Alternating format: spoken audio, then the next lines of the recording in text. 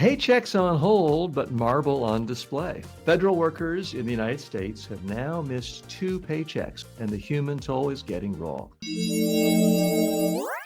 One government publishing office staffer says she's barely eaten after selling possessions and losing her car to repossession while she keeps working without a paycheck. Judges have ordered partial SNAP, that's the food stamps, and Head Start payments meant for November 1st, but the timing is still unclear, leaving families unsure how to buy food. A nonprofit that helps federal employees says it received over 10,000 micro grant requests and hit its $1 million limit. The average salary of recipients is just over $50,000. People living paycheck to paycheck. Now, the split screen. The White House unveiled a Lincoln bathroom redo with statuary marble and gold accents, posting 24 after photos and offering no cost. And when I say the White House, I do mean the big guy. One American lines up at food banks, the other posts bathroom glam shots. This is sort of bizarre optic situation. So what's the real message here? Federal government workers, some of them are going hungry. They're literally going hungry. Their cars are being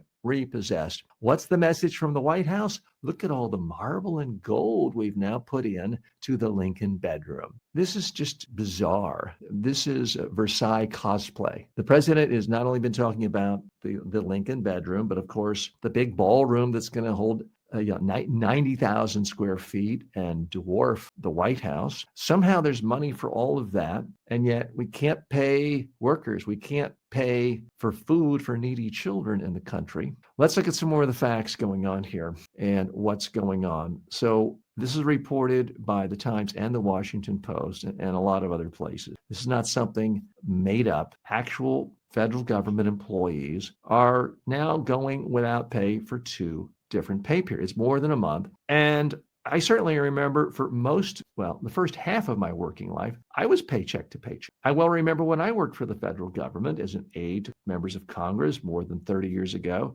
I didn't have more than probably a couple $100 in my checking account, and I had no savings. So if I had gone without a paycheck, I would have been showing up on friends' doorsteps. Those are tough things to ask for. Now, it's one thing if a lowly congressional assistant writing press releases doesn't get paid, but we're talking about people in charge of your life, people who are air traffic controllers who I don't want my air traffic controller hungry. I don't want him to have a head or her to have a headache and slightly nauseous and lightheaded, unable to think clearly because they didn't eat breakfast because they don't have food and they're trying to figure out, is it okay for my plane to land when there's another plane taking off? I don't want that. That sounds dangerous. I'm getting nervous, frankly, about my own upcoming flights later this month for the Thanksgiving vacation, hoping to go to North Carolina, to Charlotte, to family. But I'm not sure I'm going to feel very comfortable putting my family on a plane where the people in charge of our lives at that point will not have been paid for almost 2 months. It's just human nature. If you're worried about finding food right now, why are you going to be worried about protecting other people's lives? Especially if it's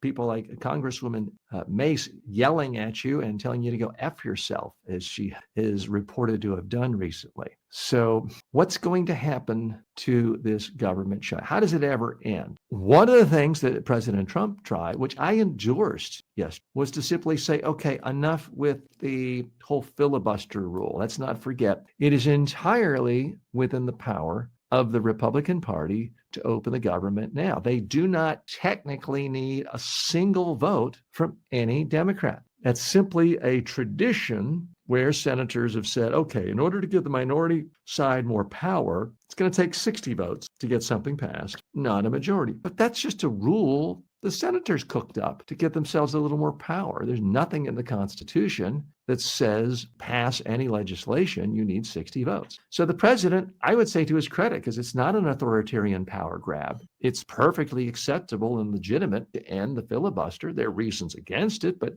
not on constitutional grounds. And Senator John Thune, the Republican leader, who normally does anything this president asked for, said, nope, not going to do it. So this is going to be the interesting clash in the next week that may dominate the news in a fascinating way, because if President Trump puts enough pressure on Senator Thune, he may buckle, in which case The Republicans can simply change the rules of the Congress or the Senate in 2 seconds. They can simply cast a vote and say, henceforth, in order for any legislation to pass, it requires a simple majority. And a majority vote can pass that. And then the second order of business can be, we now vote to extend funding in accordance with the president's wishes in the big ugly bill. And 20 million people don't get their medical care, or they see their medical care cost double in the next month. Democrats can stick it. We don't care. We get what we want. We have a majority. And democracy is supposed to be about majority rules. So that clearly could happen. Right now, Senator Thune doesn't want to give up the power because he's thinking at some point, Trump's not going to be in the White House. At some point, a Democrat